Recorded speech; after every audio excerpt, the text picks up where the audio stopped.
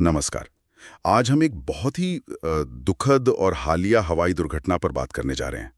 ये है 12 जून 2025 को अहमदाबाद में एयर इंडिया फ्लाइट 171 का क्रैश। हाँ, ये काफी चौंकाने वाली घटना रही है। हमारे पास इस हादसे से जुड़े काफ़ी नोट्स हैं। घटना की डिटेल्स, जांच कहाँ तक पहुंची है, क्या रिएक्शंस रहे हैं, वो सब। तो आज कोशिश यही रहेगी कि इन नोट्स से जो मेन पॉइंट्स हैं उन्हें समझें। आखिर हुआ क्या था, जांच किस तरफ जा रही है और इसका क्या असर हो सकता है आगे। बिल्कुल, एक गहरी नजर डालते हैं इस पे। सबसे सबसे ज्यादा अजीब बात तो यही लगती है कि विमान टेक ऑफ के सिर्फ कुछ सेकंड्स में ही क्रैश हो गया। हाँ, महज 30 सेकंड। ये बहुत ही असामान्य है। तो चलिए यहीं से शुरू करते हैं। ये फ्लाइट थी AI-171, एक बोइंग 787-8 ड्रीम लाइनर, VTANB उसका रजिस्ट्रेशन नंबर था। सही। अहमदाबाद से लंदन गैटविक जारी थी ये फ्लाइट। हुआ ये कि 12 जून को दोपहर करीब 1:38 बजे इसने उड़ान भरी और बस 30 सेकंड के अंदर ही दोनों इंजनों की पावर चली गई। दोनों इंजनों की एक साथ? हाँ, दोनों इंजन। और ATC से रेडियो संपर्क भी टूट गया और उसी वक्त रैम एयर टर्बाइन मतलब RAT वो खुल गया। अच्छा, RAT का खुलना तो मतलब बड़ी पावर फेलियर का सिग्नल है। ये एक तरह की इमरजेंसी पवन चक्की होती है ना? हाँ बिल्कुल। क्रू ने मेडे कॉल भी भेजा था, इमरजेंसी कॉल। लेकिन उसके फौरन बाद ही विमान मेघानी नगर इलाके में BJ मेडिकल कॉलेज के हॉस्टल पर गिर गया। ओह, ये तो बहुत ही भयानक बात है। मतलब टेक ऑफ के तुरंत बाद शहर के इतने पास गिरना। और जानमाल का नुकसान बहुत ज्यादा हुआ। कुल 260 मौतें हुई। 260? हाँ, इसमें प्लेन में सवार सभी 241 लोग थे, 230 पैसेंजर और 12 क्रू मेंबर। सभी के सभी? हाँ, कोई नहीं बचा प्लेन में? नहीं, प्लेन में कोई नहीं बचा। और जमीन पर भी करीब 19 से 38 लोगों की मौत हुई। हॉस्टल के स्टूडेंट्स थे, पास में कोई चाय की दुकान थी, वहां कुछ किशोर थे। हे भगवान, बहुत दुखद। सिर्फ एक ही सर्वाइवर हैं, विश्वा रमेश नाम के व्यक्ति। वो भी गंभीर रूप से घायल हैं। और इतने सारे पीड़ितों की पहचान करना भी एक बड़ी चुनौती रही होगी। बिल्कुल। अहमदाबाद सिविल अस्पताल में बहुत बड़े लेवल पर DNA मैचिंग का काम हुआ और 28 जून तक मतलब हाल ही में सभी 260 पीड़ितों की पहचान हो पाई है।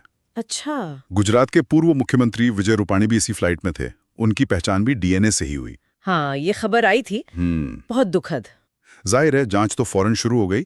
भारत की जो AAIB है, एयरक्राफ्ट एक्सीडेंट इन्वेस्टिगेशन ब्यूरो, वो लीड कर रही है। और उनके साथ DGCA, फिर अमेरिका से NTSB और FAA और UK की CAA के एक्सपर्ट्स भी शामिल हैं। हाँ, ये स्टैंडर्ड प्रोसीजर ऐसे बड़े हादसों में। इंटरनेशनल कोऑपरेशन जरूरी होता है। फ्लाइट डेटा रिकॉर्डर FDR और कॉकपिट वॉइस रिकॉर्डर CVR मतलब ब्लैक बॉक्स वो मिल गए हैं। अच्छा। ये बहुत जरूरी है जांच के लिए। हाँ, उन्हें दिल्ली में HL की लैब में भेजा गया है एनालिसिस के लिए। तो शुरुआती फाइंडिंग्स क्या कह रही हैं? मतलब किस तरफ इशारा है? शुरुआती तौर पर तो यही लग रहा है कि डुअल इंजन फेलियर हुआ।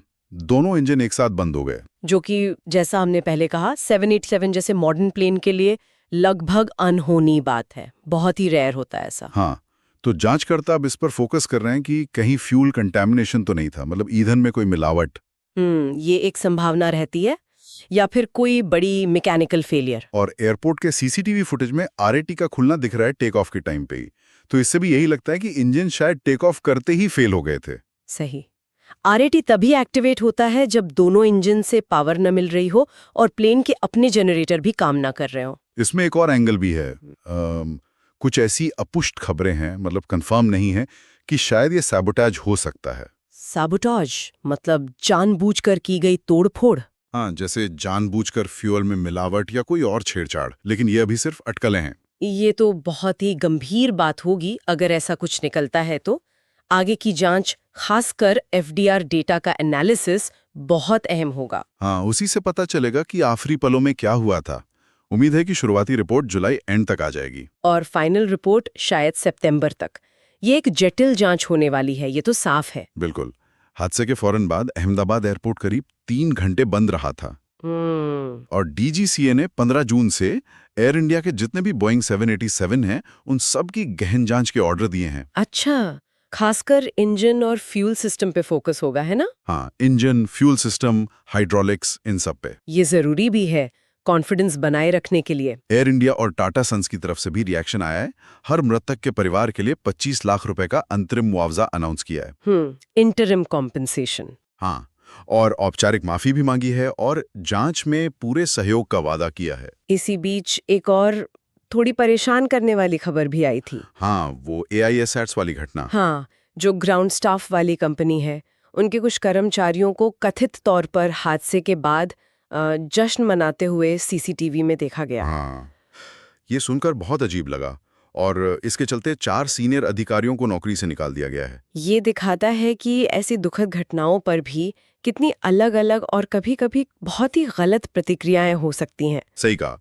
अब अगर इसके बड़े असर की बात करें। बिल्कुल। मुझे लगता है कि दुनिया भर की एविएशन अथॉरिटीज अब शायद बोइंग 787 जैसी लॉन्ग हॉल फ्लाइट्स के लिए सेफ्टी प्रोटोकॉल पर फिर से विचार करेंगे। हो सकता है। खास तौर पर जो क्रिटिकल सिस्टम्स हैं, जैसे इंजन, फ्यूल डिलीवरी, उनमें और ज़्यादा रिडंडेंसी, मतलब बैकअप सिस्टम पर जोर बढ़ सकता है। हाँ, कि अगर एक फेल हो तो दूसरा काम करे। बिल्कुल, और ये बात सीधे सीधे फ्यूल कंटैमिनेशन और सैबोटाज वाले एंगल से भी जुड़ती है। अगर ऐसे रिस्क है तो सिस्टम और मजबूत होने चाहिए। सही बात है। तो संक्षेप में कहें तो ये एक भयानक हादसा था। इसकी एक बहुत जटिल जांच चल रही है, जिसका फोकस ड्यूल इंजन फेलियर और संभावित बाहरी कारणों पर है, जैसे फ्यूल में मिलावट या शायद तोड़फोड़। इसमें जानें बहुत गई हैं और अब जवाबदेही तय करने और मदद पहुंचाने की कोशिशें हो रही हैं। हाँ, ये तो है। और यहाँ एक सवाल शायद सोचने लायक है। टेक्निकल वजहों से अलग हटकर देखें तो किसी बड़े शहर के इतने करीब इतनी तेजी से हुई ये तबाही, ये मॉडर्न हवाई यात्रा के उन रिस्क्स के बारे में क्या बताती है जिन्हें हम शायद मानकर चलते हैं? और सुरक्षा की वो परतें जिन पर हम इतना भरोसा करते हैं, उनके बारे में क्या? ये घटना उस भरोसे पर भी सवाल उठाती है ना?